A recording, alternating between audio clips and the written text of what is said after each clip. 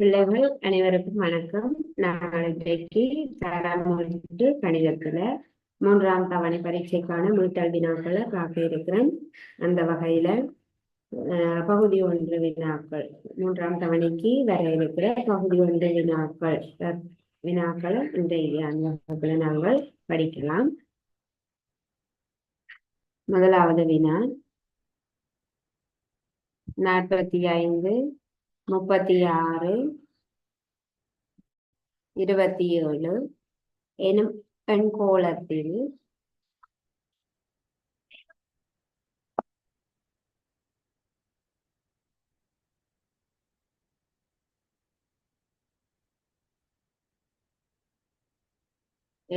எண்கோளத்தில் அடுத்து வரும் இரு உறுப்புகளை எழுதுக.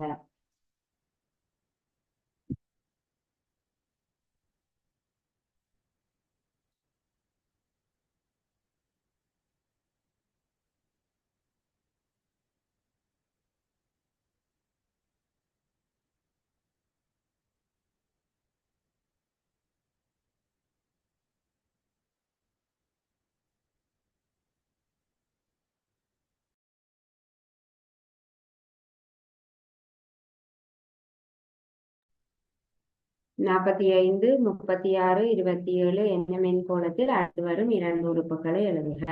பாருங்கோ, இருக்கிற உறுப்புகளை நாங்கள் அவதானிப்போம். என்ன மாதிரி இந்த எண்கோளமானது போய்கொண்டு இருக்குது என்று பார்க்க போறோம். இந்த எண்கோளத்தின் முதலாவது உறுப்பு என்ன?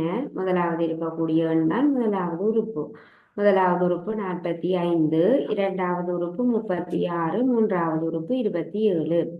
45க்கும் இந்த 36க்கும் இடையில என்ன தொடர்பு இருக்குது? அதாவது 45 இருந்து என்ன செய்த நீங்கண்டா இந்த 36 கிடைக்கும். அதே போல 36 என்ன செய்தோம்டா 27 கிடைக்கும் என்று பார்த்து கொண்டு வருவோம். அப்படி பார்த்தோம்டா 45 இருந்து 9 கழிக்கும் போது 36 கிடைக்கும். அதே போல 36 இருந்து 9 என்கிற எண்ணை கழிக்கும் போது 27 கிடைக்கும். ஆகவே அடுத்து வரக்கூடிய இரண்டு உறுப்புகள் எப்படி இருக்கும்? மூன்றாவது உறுப்பில இருந்து 9 கழிச்சு வரக்கூடிய எண்ணாக இருக்கும். மூன்றாவது உறுப்பு 27, 27 இருந்து 9 கழிச்சோம்டா 18. அடுத்ததாக அடுத்த உறுப்பு நான்காவது உறுப்பு 18, ஐந்தாவது உறுப்பு காண்பதற்கு என்ன செய்ய வேணும்? 18 இருந்து திரும்ப 9 கழிப்போம். 9 கழிச்சோம்டா 9 விடையாக கிடைக்கும். ஆகவே தரப்பட்ட எண்கோளத்தில் அடுத்து வரக்கூடிய இரண்டு உறுப்புகளை எழுதியிருக்கிறோம். இந்த எண்கோளம் என்ன மாதிரி இருக்குது என்பதை அவதானிச்சுட்டு அடுத்து வரக்கூடிய உறுப்புகளை நாங்கள் காண வேணும். இரண்டாவது வினா, தரப்பட்ட உருவின் சுற்றளவை காண்க.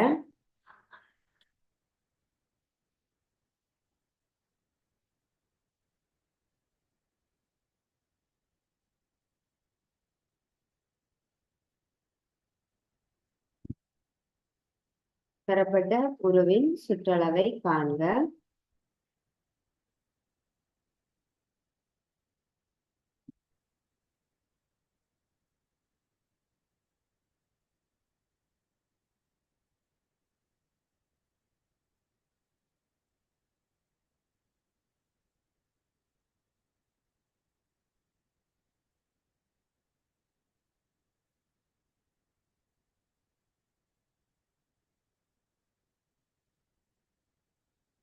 இந்த தரப்பட்ட இந்த உருவினுடைய சுற்றளவை காணுவோம். பாருங்கோ, இது ஒரு நாட்பக்கல், 4 பக்கங்களை கொண்ட நேர்கோட்டு தளவுரு. இந்த நாட்பக்களினுடைய சுற்றளவை காண சொல்லி கேட்டிருக்குது. அந்த நாட்பக்களினுடைய சுற்றளவை காண்பதற்கு 4 பக்கங்கள்ல நீளங்கள் எங்களுக்கு தேவை. 4 பக்கங்கள்ல நீளங்களும் தரப்பட்டிருக்குதா அந்த பார்ப்போம். முதலாவது அதை நாங்கள் கவனிக்கும் பொழுது இந்த இரண்டு பக்கங்களும் நீளத்துல சமனானவையாக இருக்குது. இந்த உருவுக்கு நாங்கள் ஒரு பெயர் கொடுத்து கொள்ளுவோம். ABCD என்கிற நாட்பக்கள். ABCD என்கிற நாட்பக்களில் AD என்கிற பக்கமும் DC என்கிற பக்கமும் நீளத்துல சமனானவையாக இருக்கு. பாருங்க, ஒரு கோடு போட்டு காட்டி இருக்குது, ஒரு சின்ன கோடு போட்டு இருக்குது.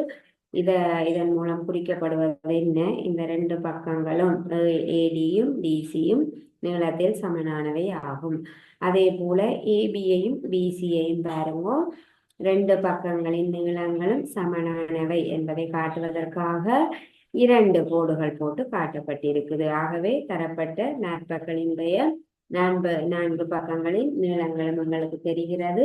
இதை வச்சுக்கொண்டு இந்த நாற்பக்களினுடைய சுற்றளவு காணுவோம். இந்த ரெண்டு ஏபியும் பிசியும் நீளத்துல சமன். ஆகவே 12.5 சென்டிமீட்டர் சக 12.5 சென்டிமீட்டர். அடுத்ததாக ஏடியையும் டிசியும் நீளத்துல சமனானவை. ஏடியையும் டிசியையும் கூட்டுவோம். 7.25 சென்டிமீட்டர்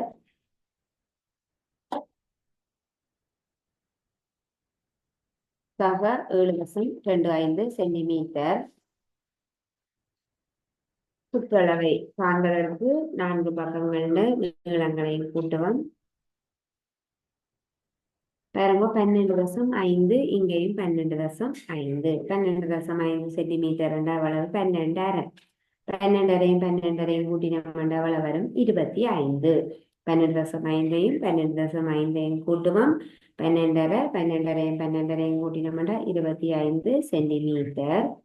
அதே போல 7.25 7.25 கூட்டுவோம். 7.25 என்ற அவ்வளவு 7.25. 7ஓட ஒரு கால் பங்கு சேர்த்து வாரது 7.25. 7.25 கூட்டினோம் அவ்வளவு வேறும் 7 கூட்டினோம் 14.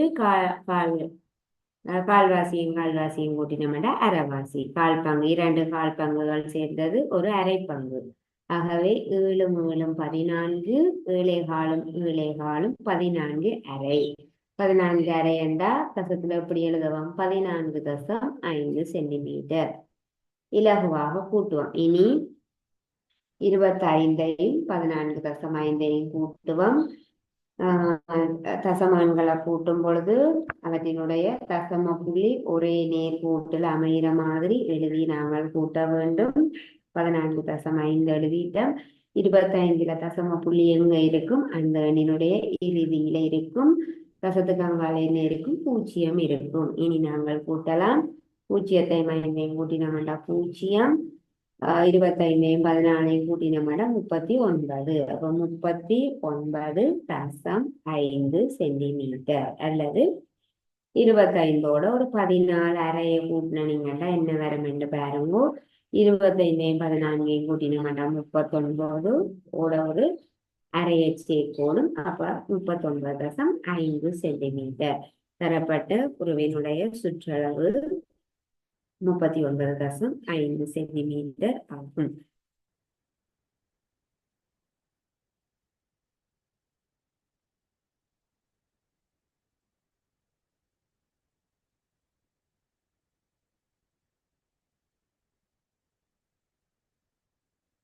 மூன்றாவது வினா,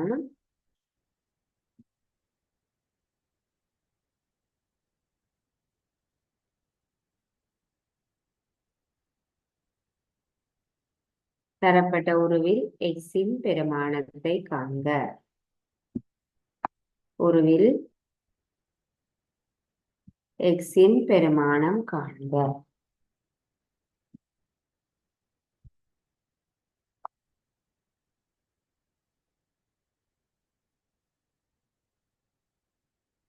உருவில் எக்ஸின் பெருமானம் காண்க. ஒரு நேர்கோடு, நேர்கோட்டில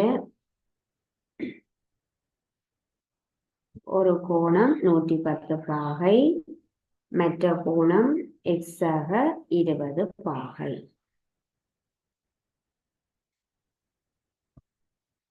நேர்கோட்டில் அடுத்துள்ள கோணங்களை தந்திருக்குது.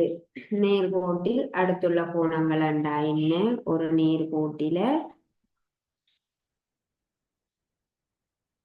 ஒரு பொதுவான உச்சியும் ஒரு பொதுவான புயமும் உள்ள போது அந்த நேர்கோட்டின் அந்த புயத்திற்கு அந்த பக்கமும் இந்த பக்கமும் இருக்கிற கோணங்களை தான் என்ன சொல்லுவோம்? அடுத்துள்ள கோணங்கள் என்று சொல்லுவோம். ஒரு நேர்கோட்டின் மீது ஒரு பொதுவான உச்சியும் ஒரு பொதுவான புயமும் இருக்கும் போது நேர்கோட்டுக்கு அங்காலையும் இங்காலையும் இருக்கக்கூடிய கோணங்கள் அடுத்துள்ள கோணங்கள் எனப்படுகின்றன. நேர்கோட்டின் மீது அடுத்துள்ள கோணங்களை பற்றி என்ன தெரியும் எங்களுக்கு? ஒரு நேர்கோட்டில் அடுத்துள்ள கோணங்களின் கூட்டுத்தொகை 180 பாகை ஆகும். ஆகவே அடுத்துள்ள இந்த இரண்டு கோணங்களையும் கூட்டுவோம். நேர்கோட்டில் அடுத்துள்ள கோணங்களின் கூட்டுத்தொகை 180 பாகை ஆகும். அடுத்துள்ள இந்த இரண்டு கோணங்களையும் கூட்டுவோம். சமன் 110 பாகை சக எக்ஸாக 20 பாகை சமன் 180 பாகை. நேர்கோட்டில் அடுத்துள்ள கோணங்களின் கூட்டுத்தொகை 180 பாகை. 110ஐயும் எக்ஸாக 20ஐயும் கூட்ட 180 வர வேணும். எண்ணையும் கூட்டுவோம். 110ஐயும் 20ஐயும் கூட்டினோம்னா 130 பாகை சக எக்ஸ் சமன் 180 பாகை. இதுல இருந்து எக்ஸ காணுவோம். 130 பாகையோட எக்ஸ கூட்டும் போது 180 பாகை கிடைக்குது. அப்படி என்றால் எக்ஸ் என்னவாக இருக்கும்? 50 பாகையாக இருக்கும். அது என்னென்று காணுவோம். 180 இருந்து 130 கழிச்சு காணுவோம். 180 இருந்து 130 கழிச்சோம்னா 50 பாகை. ஆகவே தரப்பட்ட உருவில் எக்ஸினுடைய பெருமானம் 50 பாகை ஆகும்.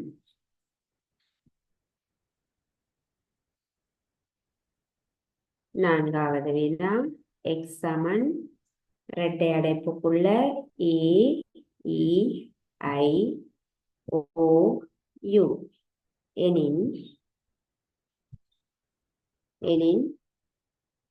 n of x-ஐ காண்க அல்லது நம்பர் ஆஃப் x-ஐ காண்க.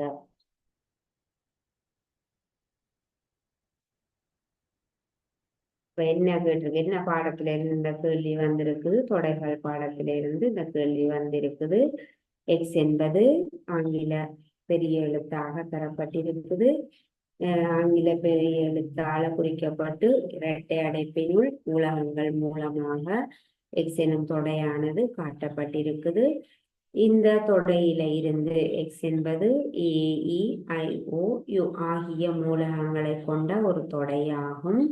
இந்த தொடையில நம்பர் ஆஃப் எக்ஸை காண்க. அப்படி என்றால் நம்பர் ஆஃப் எக்ஸின் பெருமானத்தை காண்க. நம்பர் ஆஃப் எக்ஸ் என்றால் என்ன? அதாவது எக்ஸ் எனும் தொடையில் உள்ள மூலகங்களின் எண்ணிக்கை என்னென்ற நம்பர் ஆஃப் என்றால் எண்ணிக்கையை குறிக்கிறது. எக்ஸ் எனும் தொடையில் உள்ள மூலகங்களின் எண்ணிக்கையைத்தான் எங்களுக்கு கேட்டிருக்குது. நம்பர் ஆஃப் எக்ஸ் என்றால் தரப்பட்ட தொடையினுடைய மூலகங்களை எண்ணி நாங்கள் எழுத வேணும். ஆகவே எக்ஸ் எனும் தொடையில இருக்கக்கூடிய மூலகங்களை எண்ணிறம் 1 2 3 4 5 இருக்கக்கூடிய மூலகங்களை எண்ணுவோம். 5 மூலகங்கள் இருக்குது. ஆகவே நம்பர் ஆஃப் எக்ஸின் பெருமானம் 5 ஆகும். இதே கேள்வியை இன்னும் ஒரு விதமாக கேட்கலாம். இந்த எக்ஸ் எனும் தொடையை சொற்களில் விவரித்து எழுதுக. இந்த தொடை மூலகங்களை தந்துட்டு எக்ஸ் எனும் தொடையினுடைய மூலகங்கள் தரப்பட்டிருக்குது. கேள்வி எப்படி கேட்கலாம்? எக்ஸ் எனும் தொடையை சொற்களில் விவரித்து எழுதுக அல்லது ஒரு பொது பண்பொன்றின் மூலம் விவரித்து காட்டுக என்றால் நாங்கள் என்ன எழுத வேணும்? இந்த எழுத்துக்களை என்ன ஒரு பொது பண்பின் மூலமாக நாங்கள் குறித்து காட்ட முடியும். என்னென்ன எழுத்துக்கள் வந்திருக்குது? AEIOU ஆங்கில சிறிய எழுத்துக்கள் வந்திருக்குது. 5 எழுத்துக்கள் மட்டும்தான் வந்திருக்குது. இது என்ன எழுத்துக்கள்? ஆங்கில எழுத்துக்களில் இருக்கக்கூடிய உயிர் எழுத்துக்கள். இங்கிலீஷ்ல நாங்கள் வவல்ஸ் என்று சொல்லுவோம். தமிழ்ல ஆங்கில உயிர் எழுத்துக்கள் என்று சொல்லுவோம். AEIOU என்பன ஆங்கில எழுத்துக்களில் இருக்கக்கூடிய உயிரெழுத்துக்கள் ஆகும். அப்ப இதே கேள்வி பொது பண்பொன்றின் மூலமாக எக்ஸ் எனும் தொடையை விவரித்து காட்டுக. நாங்கள் என்ன எழுத வேணும்? எக்ஸ் சமன் கேபிட்டல் எக்ஸ் சமன் இரட்டை அடைப்புக்குள்ள ஆங்கில உயிர் எழுத்துக்கள். இவை ஆங்கில உயிரெழுத்துக்களை குறிக்கிறது. எக்ஸ் எனும் தொடையானது ஆங்கில எழுத்துக்களில் இருக்கக்கூடிய ஆங்கில உயிரெழுத்துக்களை குறிக்கிறது என்று எழுதி காட்டுவோம்.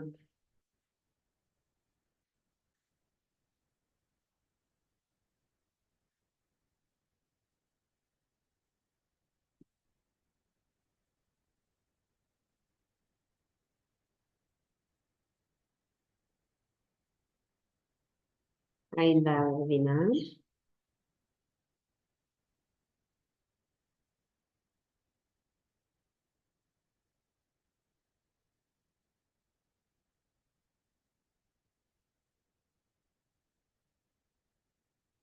ஒன்றிலிருந்து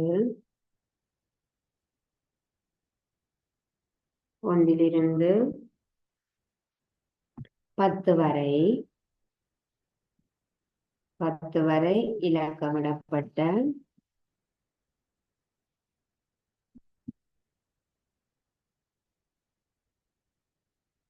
ஒரே மாதிரியான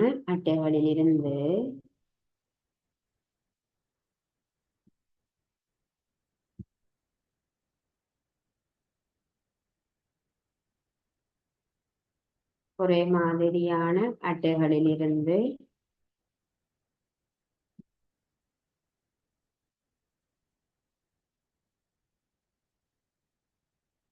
எழுமாறாக எடுக்கப்படும் போது அட்டைகளிலிருந்து ஒரு அட்டை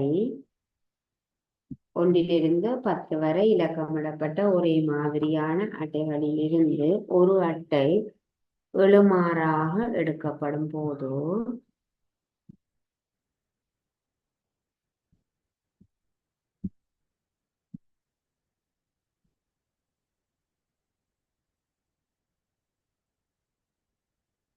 அது சேர்த்தி எண்ணாக அமைவதற்கான நிகழ்தகவு. அது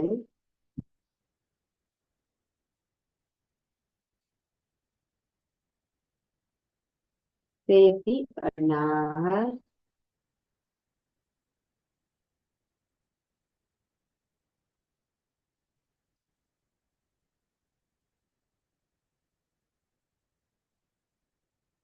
அமைவதற்கான நிகழ்தகவு யாது?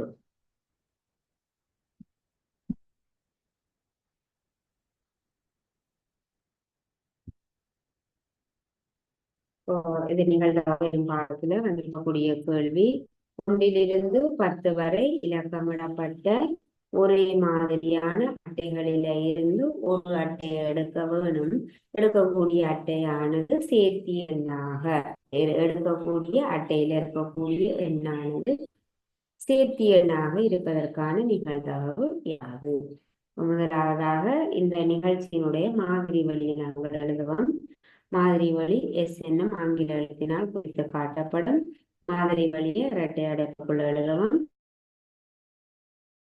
ஒன்று ஒரே மாதிரியான அட்டைகள் இருக்கக்கூடிய ஒரு பெட்டியில ஒரு அட்டை எடுக்க வேணும். இந்த நிகழ்ச்சியில மாதிரி வழி என்னவாக இருக்கும்?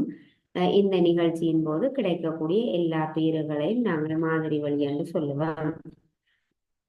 மாதிரி வழி என்னென்ன எல்லாம் வர வேணும்? 1, 2, 3, 4, 5, 6, 7, 8, 9, 10.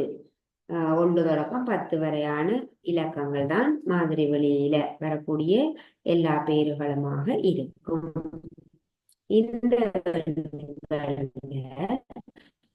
ஒரு எண் எடுக்கும் போது அது சேர்த்தி எண்ணாக இருப்பதற்கான நிகழ்தகவு என்னவாக இருக்கும்? அப்ப சேர்த்தி எண்ணாக இருப்பதற்கான நிகழ்தகவு நாங்கள் எழுதுவதற்கு என்ன சூத்திரத்தை பயன்படுத்துவோம்? நிகழ்தகவு P(a) எனும் குறியீட்டினால் குறிப்பிடப்படும். நிகழ்தகவு P(a) சமன் நம்பர் ஆஃப் ஏயின் கீழ் நம்பர் ஆஃப் எஸ் என்று குறிச்சு காட்டுவோம். இந்த நிகழ்ச்சியை சேர்த்தி எண் கிடைக்கக்கூடியதற்கான நிகழ்ச்சியை ஏ என்று எடுத்தோம் என்றால் P(a) சமன் N(a) யின் கீழ் N(s) என்று எழுத வேண்டும். அதாவது இந்த நிகழ்ச்சியில கிடைக்கக்கூடிய மூலகங்களின் எண்ணிக்கையின் கீழ் மாதிரி வழிகளின் எண்ணிக்கை. இந்த நிகழ்ச்சியின் போது கிடைக்கக்கூடிய மூலகங்களின் எண்ணிக்கையின் கீழ் மாதிரி வழிகளின் எண்ணிக்கை. அப்ப 1 தொடக்கம் 10 வரையான எண்கள்ல இருக்கக்கூடிய சேர்த்தி எண்கள் எந்தெந்த எண்கள் பார்த்துட்டு அதை எண்ணி போட்டோம்னா சரி. மேல கீழே என்ன வர வேணும்? மாதிரி வழிகள எண்ணிக்கை வர வேணும். இப்ப கீழே 10 வரப்போது, மேல என்ன வரப்போது? இந்த எண்கள்ல இருக்கக்கூடிய சேர்த்தி எண்கள் 1 தொடக்கம் 10 வரையான இலக்கங்கள், 1 தொடக்கம் 10 வரையான எண்கள்ல இருக்கக்கூடிய சேர்த்தி எண்களை நாங்கள் எண்ணி எழுதுவோம். முதலாவது 1 முதன்மை எண் சேர்த்தி எண் இல்லை, 2 முதன்மை எண், 3 முதன்மை எண், 4 சேர்த்தி எண், 5 முதன்மை எண், 6 சேர்த்தி எண், 7 முதன்மை எண், 8 சேர்த்தி எண், 9 சேர்த்தி எண், 10 சேர்த்தி எண். சேர்த்தி எண் என்றா என்ன? முதன்மை எண் என்றா என்ன? முதன்மை எண் என்றா 2 காரணிகளை மட்டும் கொண்ட எண்கள், ஒன்றாகவும் அதே எண்ணாகவும் இருக்கக்கூடிய 2 காரணிகளை மட்டும் கொண்ட எண்கள் முதன்மை எண்கள். சேர்த்தி எண்கள் என்றால் 2க்கு மேற்பட்ட காரணிகளை கொண்ட எண்கள் சேர்த்தி எண்கள் எனப்படுகின்றன. 1 தொடக்கம் 10 வரையான எண்கள்ல இருக்கக்கூடிய சேர்த்தி எண்களை நாங்கள் கண்டிருக்கிறோம். 4, 6, 8, 9, 10. எத்தனை எண்கள் இருக்குது? 1 தொடக்கம் 10 வரையான எண்கள்ல இருக்கக்கூடிய சேர்த்தி எண்கள் எத்தனை எண்கள் இருக்குது? 1, 2, 3, 4, 5 எண்ணி போடணும். மேல 5, கீழே என்ன போட வேணும்? மாதிரி வெளிகளின் எண்ணிக்கை. மாதிரி வெளிகள்ல இருக்கக்கூடிய எல்லா பேர்களின் எண்ணிக்கை. மாதிரி வெளிகள்ல எத்தனை எண்கள் இருக்குது? 10 வரையான எண்கள் இருக்குது. அப்ப கீழே 10, மேல 5. எப்படி நிகழ்தகவு கேள்வி செய்ய வேணும்? ஒரு நிகழ்ச்சியினுடைய நிகழ்தகவு கேட்டா கீழே அந்த நிகழ்ச்சியினுடைய மாதிரி வழிகள்ல இருக்கக்கூடிய பேர்களின் எண்ணிக்கை கீழே வர வேணும். மேல அந்த நிகழ்ச்சியில கிடைக்கக்கூடிய மூலகங்களின் எண்ணிக்கை. இங்க என்ன நிகழ்ச்சி கேட்டிருக்குது? சேர்த்தி எண்ணாக இருப்பதற்கான நிகழ்தகவு கேட்டிருக்குது. 1 தொடக்கம் 10 வரையான எண்கள்ல இருக்கக்கூடிய சேர்த்தி எண்கள் எந்தெந்த எண்கள் என்று பார்க்கிறோம். அந்த எண்களை எண்ணிறோம், அதனுடைய எண்ணிக்கையை மேல எழுதுறோம், கீழே மாதிரி வழிகளின் எண்ணிக்கையை எழுதுறோம். இனி இதை நாங்கள் சுருக்கி எழுதலாம். 5ஐயும் 10ஐயும் சுருக்கி எழுதினோம்னா மேல 1, கீழே 2. 5ஐயும் 10ஐயும் 5ஆல் வகுக்கலாம். 5ல் 5 ஒரு முறை, 10ல் 5 2 முறை, 2ல் 1 அல்லது 10ல் 5 என்று எழுதினோம்னா சரியான விடையாக இருக்கும்.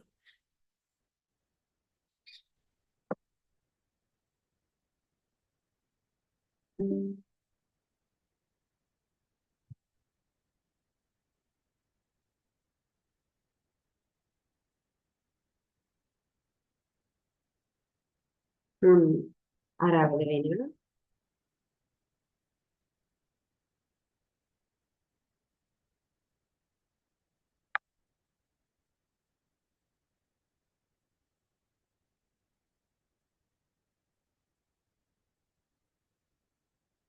தீர்ப்புகள்.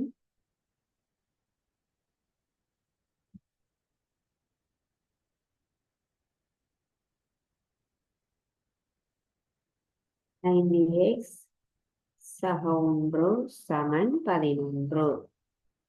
ஒரு அட்சர கணித கோவை தந்திருக்குது. 5x சக 1 சமன் 11. இந்த கோவையை தீர்க்க வேணும் என்று கேள்வி கேட்டிருக்குது. தீர்க்க என்ன செய்ய வேணும்? இந்த கோவையை தீர்த்து இந்த கோவையில இருக்கக்கூடிய தெரியா கணியத்தினுடைய பெருமானத்தை நாங்கள் காண வேணும். இப்ப தரப்பட்ட இந்த அட்சர கணித கோவையில வந்திருக்கிற தெரியா கணியம் என்ன? எக்ஸினுடைய பெருமானம் நாங்கள் காண வேணும். ஆகவே எக்ஸ் இடப்பக்கம் வச்சிருப்போம், மற்ற எல்லாத்தையும் வலப்பக்கம் கொண்டு போவோம். முதலாவது 5x இருக்கட்டும், 11 வலப்பக்கம் இருக்கட்டும், இடப்பக்கம் இருக்கிற நீர் ஒன்றை வலப்பக்கம் சமனுக்கு வலப்பக்கமாக கொண்டு போவோம். நீர் 1 சமனுக்கு வலப்பக்கமாக போகும்போது அடையாளம் மாறி போகும், மறை ஒன்றாக போகும். 11லிருந்து 1ஐ கழிக்க வேண்டும். கழிச்சமண்டா 10. இடப்பக்கம் என்ன இருக்குது? 5x சமன் 10. இனி எக்ஸை வைத்திருப்போம், 5ஐ கொண்டு போவோம். இங்க இருக்கிற 5 சமனுக்கு வலப்பக்கமாக போக போகுது. 5 எக்ஸோட என்ன செய்யுது? 5ம் எக்ஸும் பெருக்கமாக இருக்குது. 5 சமனுக்கு வலது பக்கமாக போகும் பொழுது எப்படி போகும்? வகுத்தலாக போகும். பெருக்கமாக இருக்கிற 5 கூட்டலாக இருந்தால் இங்கால போய் கழிபடும், பெருக்கலாக இருந்தால் இங்கால போய் பிரிபடும். 5 10ன் கீழ் 5 10 5ஆல பிரிச்சமண்ட 2. எக்ஸினுடைய பெருமானம் என்ன? 2. எக்ஸ் சமன் 2. அப்ப தீர்க்க ஒரு கேள்வி கேட்டா அந்த அட்சரகணித கோவையை தீர்த்து அல்லது அந்த சமன்பாட்டை தீர்த்து அங்க வந்திருக்கக்கூடிய தெரியா கணியம் என்னன்னு பார்த்துட்டு அந்த தெரியா கணியத்தினுடைய பெருமானத்தை நாங்கள் காண வேணும். 7வது வினா, பெருமானம் காண்க.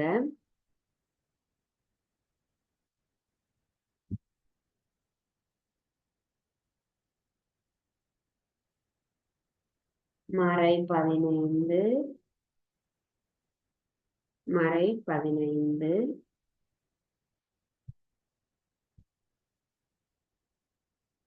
கீழே மறை 3 தர மறை 1. மேல மறை 15 கீழே மறை 3 தர மறை 1. இந்த கோவையை சுருக்கி இதனுடைய பெருமானத்தை நாங்கள் காண வேணும். பெருமானம் காண்கின்ற போது விடை ஒரு எண் பெருமானமாக இருக்க வேணும். அங்க பிறகு ஒரு கோவையோ ஒரு தெரியா கணியமோ வரக்கூடாது. ஒரு எண் பெருமானத்துல விடை எழுத போறோம். அந்த கோவையை சுருக்கி பெருமானத்தை காணுவோம். முதலாவது வெட்டுவோம். நாங்கள் அரை மாறையும் சுருக்கலாம் என்று பார்ப்போம். மேல ஒரு மரம் முதல்ல எண்ணெய் சுருக்குவோம், பிறகு குறிகளை சுருக்குவோம். நேர்மறைய பிறகு சுருக்குவோம். முதலாவது எண்களை சுருக்குவோம். மேல 15 கீழே 3. 15 3ஆல பிரிக்கலாம். 15ல 3 5 தடவைகள் இருக்குது. நாங்கள் இதுல வச்சே வெட்டுவோம். 3ல 3 ஒரு முறை, 15ல 3 5 தடவை. இப்ப மேல 5 மட்டும் இருக்கு. இங்க ஒரு ஒன்று இருக்கு, இங்க ஒரு ஒன்று இருக்கு. ஒன்று இருந்தால் கீழே நாங்கள் அதாவது 5 1 தர 1 ஒன்றுதான். 5 ஒன்றால பிரிச்சம் என்றாலும் ஒன்றுதான் வரும். அப்ப குறிகளை கவனிக்காமல் எண்களை சுருக்கும் போது விடையாக என்ன வருது? 5. குறிகளை நாங்கள் இப்ப சுருக்கையில எண்களை சுருக்கிறோம். கீழே 1 இருந்தால் பிரச்சனை இல்லை. எங்களுக்கு 15 இருக்கு, 3 இருக்கு. 15ல 3 5 தடவைகள் இருக்குது. அப்ப 3 வெட்டிட்டோம். 3ல 3 ஒரு முறை, 15ல 3 5 முறை. இங்கேயும் 1 இருக்கு, இங்கேயும் 1 இருக்கு. 1 தர 1 1. 5 ஒன்றால பிரிச்சோம்னா 5 தான். இனி நாங்கள் குறியீடுகளை கவனிப்போம். குறிகளை திசைகளை கவனிப்போம். இது மறை, இங்க மறை, இங்க மறை. பாருங்க என்ன செய்யலாம்? நாங்கள் இந்த மறையையும் இந்த மறையையும் வெட்டலாம். இந்த மறையை இந்த மறைக்கு வெட்டிட்டோம். இங்கால என்ன இருக்கு? கீழே ஒரு மறைக்குறி மட்டும் இருக்குது. கீழே இருக்கிற மறைக்குரிய அப்படியே மேல கொண்டு போகும். அல்லது 5ன் கீழ் மறை 1 எழுதுவோம். கீழே நாங்கள் ஒரு நாள் மறைய வச்சிருக்க மாட்டோம். மேல அப்படியே கொண்டு போகலாம். மறைய மேல கொண்டு போவோம். விடையாக என்ன வரும்? மறை 5. 5 ஒன்றால வகுத்தனீங்கண்டா 5. அல்லது இப்படி பாருங்க, 5 இருக்குண்டா 5 பக்கத்துல நேர்குறி இருக்கும். நேர மறையால வகுத்தோம்டா மறை.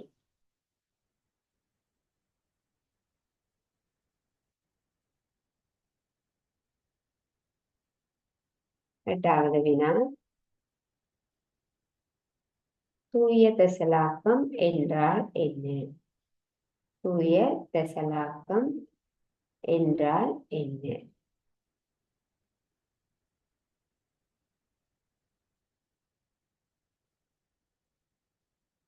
தூய தெசலாக்கம் என்றால் என்ன? உரு வடிவத்தை மட்டும் பயன்படுத்தி அமைக்கப்படும் தெசலாக்கம். ஒரே ஒரு வடிவம் மட்டும் இருக்க வேணும்.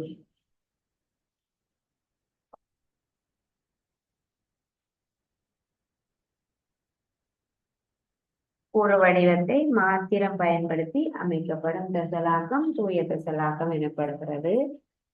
ஒரு வடிவத்தை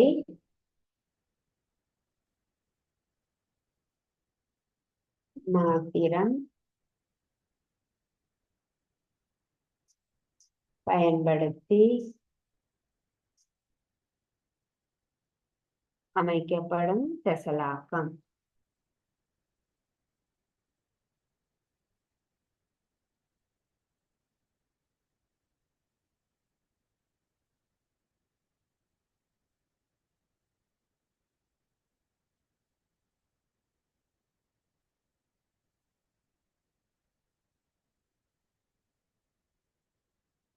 ஒரு வடிவத்தை மாத்திரம் பயன்படுத்தி அமைக்கப்படும் தெசலாக்கம் தூய தெசலாக்கம் எனப்படுகிறது.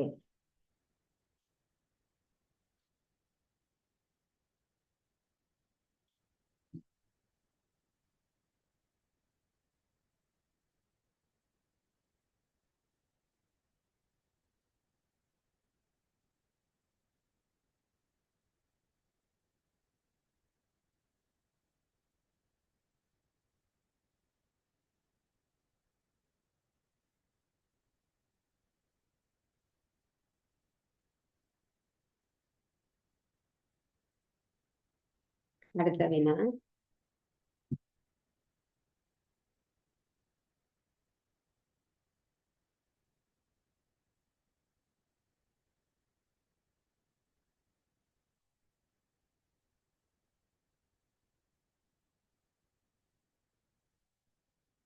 ஒன்பதாவது வினா, சுருக்குக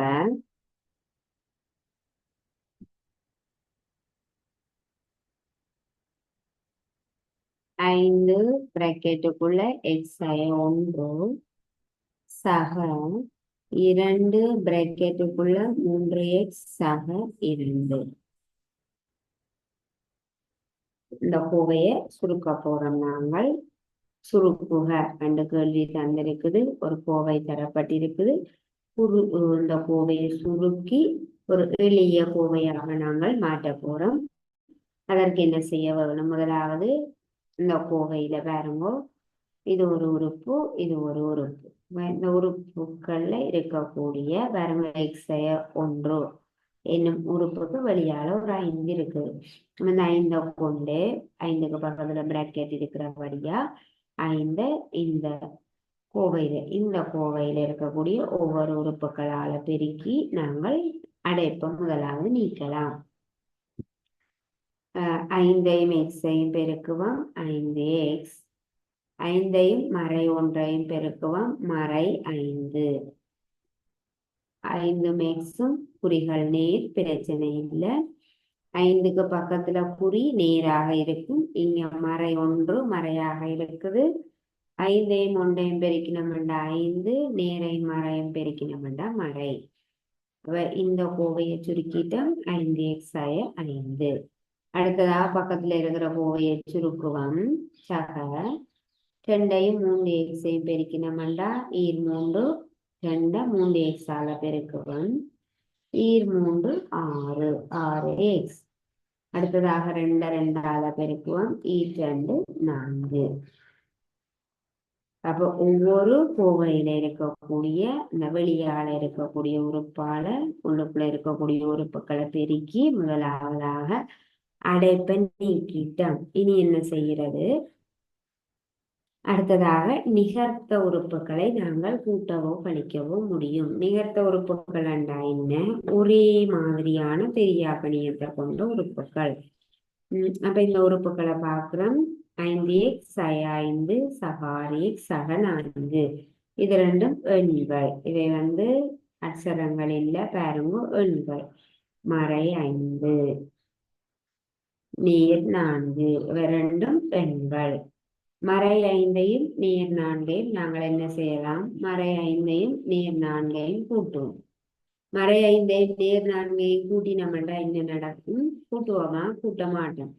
2ஐயும் கூட்டும் பொழுது கூட்டுவோம் என்று சொல்லுவோம். கூட்டும் போது நாங்கள் கூட்ட முடியாது, கழிக்க வேணும். ஏனென்றால் குறிகள் வேறு வேறையாக இருக்குது. திசை கொண்ட எண்களை கூட்டும் பொழுது வெவ்வேறு குறியீடுகளை கொண்ட வெவ்வேறு குறிகளை கொண்ட திசை கொண்ட எண்களை கூட்டும் பொழுது அவற்றை நாங்கள் கூட்டக்கூடாது, கழிக்க வேணும்.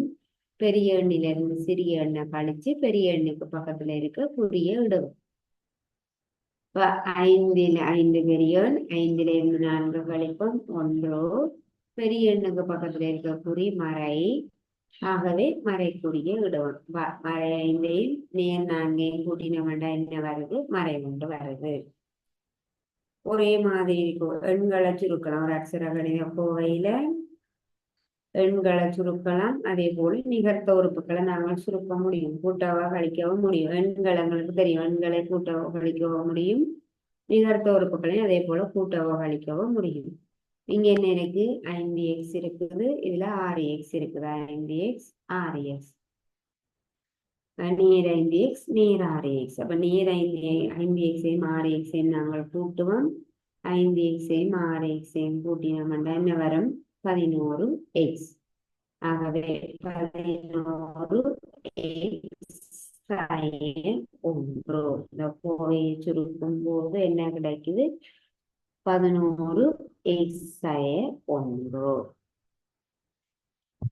கோவையை முதலாவது சுருக்க சொல்லி கேட்டிருக்குது. அங்கே சுருக்கி எளிய சிறிய கோவையாக நாங்கள் விடை எடுத்திருக்கிறோம்.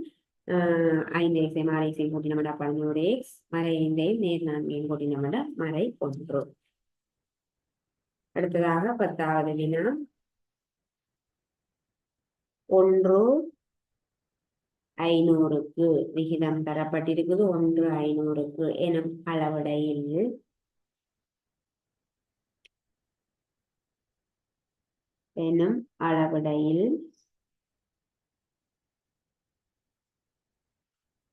வரையப்பட்ட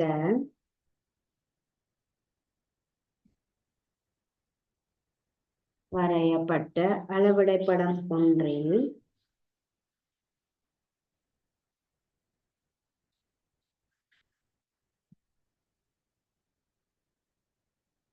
அளவிடைப்படம் ஒன்றில் 4 சென்டிமீட்டரால் குறிக்கப்படும்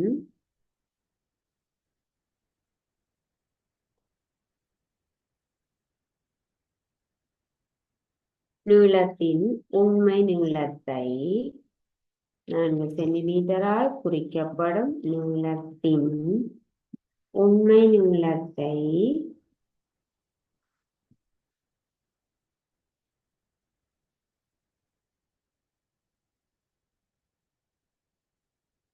மீட்டரில் தருக.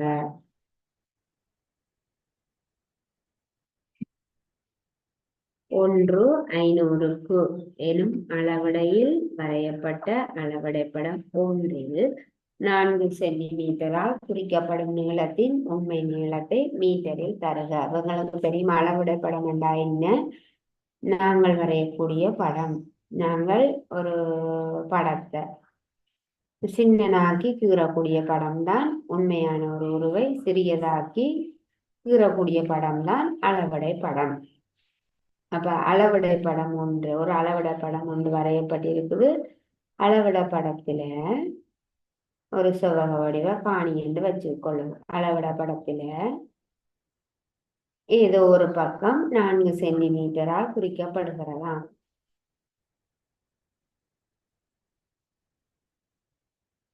அளவிட படத்துல 4 சென்டிமீட்டராக குறிக்கப்படுகிற இந்த நீளமானது உண்மையான உருவில எவ்வளவாக இருக்கும் என்று கேள்வி கேட்டு. அளவிட படம் என்றால் உண்மையான உருவை சின்னனாக்கி கூறக்கூடிய படம் தான் அளவிட படம்.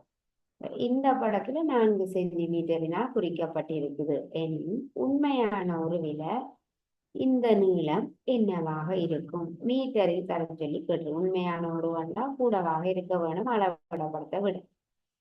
எங்களுக்கு ஒரு அளவிடையில் தந்திருக்குது 1/500க்கு எனும் அளவிடையில் இந்த அளவிட படமானது வரையப்பட்டிருக்குது. 1/500க்கு அப்படி என்றால் என்ன அர்த்தம்? 1 சென்டிமீட்டரினால் 500 சென்டிமீட்டர் குறிக்கப்படுகிறது. 1/500 கண்டா என்ன விளக்கம்? 1 சென்டிமீட்டர் 500 சென்டிமீட்டர். 1 சென்டிமீட்டரினால் 500 சென்டிமீட்டர் குறிக்கப்படுகிறது. 1 சென்டிமீட்டரினால் 500 சென்டிமீட்டர் குறிக்கப்படுகிறதா 1 சென்டிமீட்டரினால் எத்தனை மீட்டர் குறிக்கப்படும்? 5 மீட்டர் குறிக்கப்படும். 1 சென்டிமீட்டரினால் 5 மீட்டர் குறிக்கப்படும்.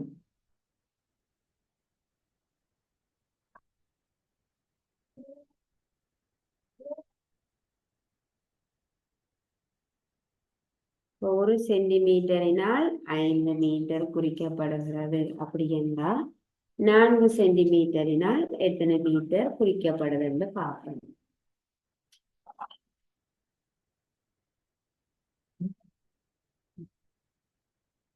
ஒரு சென்டிமீட்டரினால் 5 மீட்டர் குறிக்கப்படுகிறது. அப்படி என்றால் 4 சென்டிமீட்டரினால் எத்தனை மீட்டர் குறிக்கப்படுகிறது என்று பார்ப்போம். 1 சென்டிமீட்டர் 5 மீட்டருக்கு சமனானது. அப்ப 4 சென்டிமீட்டர் சமன் 4 தர 5 மீட்டர் சமன் எத்தனை மீட்டர் வரும்? 20 மீட்டர். 1 சென்டிமீட்டர் 5 மீட்டரை குறிக்கிறண்டா 4 சென்டிமீட்டர் எத்தனை மீட்டரை குறிக்கும்? 4 தர 5 மீட்டர் சமன் 20 மீட்டரை குறிக்கும். உண்மையான உருவில 4 சென்டிமீட்டரினால் குறிக்கப்படக்கூடிய அந்த பக்கத்தின் நீளம் எத்தனை மீட்டராக இருக்கும்? 20 மீட்டராக இருக்கும்.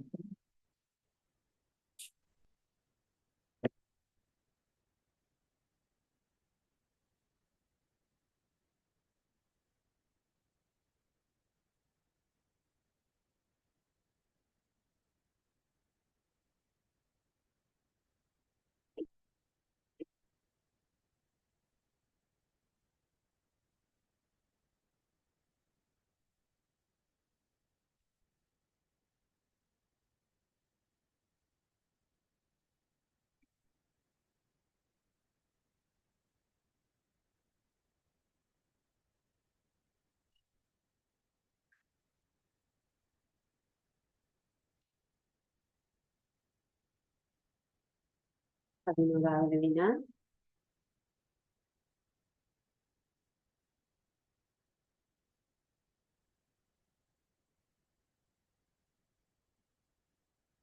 %4 ஆனது ரூபாய் 1200 எனின்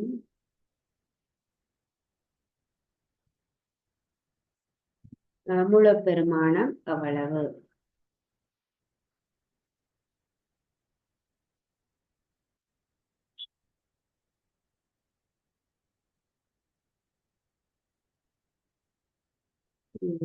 ஒரு கணத்தினுடைய கேள்வியை வச்சுக்கொள்ள பாருங்க. 24% ரூபாய் 1200 குறிக்கிறது. குறித்த ஒரு தொகை பணத்தின் 24% 1200 ரூபாயை குறிக்கிறது. என்ன கேள்வி கேட்டிருக்குது? முழு பெருமானம் எவ்வளவுன்னு கேட்டிருக்குது. முழு பெருமானம் என்றால் அந்த குறித்த ஒரு பணத்தொகை எவ்வளவு அப்படி என்றால் எத்தனை சதவீதம் நாங்கள் காண வேணும்? 100% காண வேணும். 24% 1200 ரூபாயை குறிக்கிறது. அப்போ 1% அவ்வளத்தை குறிக்கும். 1200 கீழ் 24 குறிக்கும். 1200 24 பிரிப்பம். 24 24 ஒரு முறை, 120 24 5 முறை. 5 0 1% ரூபாய் 50 குறிக்கிறது. அப்ப குறித்த ஒரு முழு பெருமானம் என்றால் 100% குறிப்பது எவ்வளவு? ரூபாயை. 1% 50 ரூபாயை குறிக்கிறது. அப்ப 100% குறிக்கிற பணம் எவ்வளவாக இருக்கும்? 50 100ஆல பெருக்குவோம். ரூபாய் 5000 ஆகும். 5000 ரூபாயினுடைய 24% 1200 ரூபாயாக இருக்கும். அப்ப அந்த குறித்த ஒரு பணத்தொகை எவ்வளவு? 5000 ரூபாய். ஆகவே பிள்ளைகள், இன்றைக்கு நாங்கள் தரமட்டு கணிதத்தில 3ஆம் தவணை பரீட்சைக்கான மீட்டல் என்கிற வகையில உங்களுக்கு 3ஆம் தவணை பரீட்சைக்கு வரக்கூடிய பகுதி 1 வினாக்களை படிச்ச நாங்கள் இதோட இன்றைய வகுப்பை நாங்கள் நிறைவு செய்து கொள்வோம். மீண்டும் அடுத்த வகுப்புல சந்திப்போம். நன்றி பிள்ளைகள்.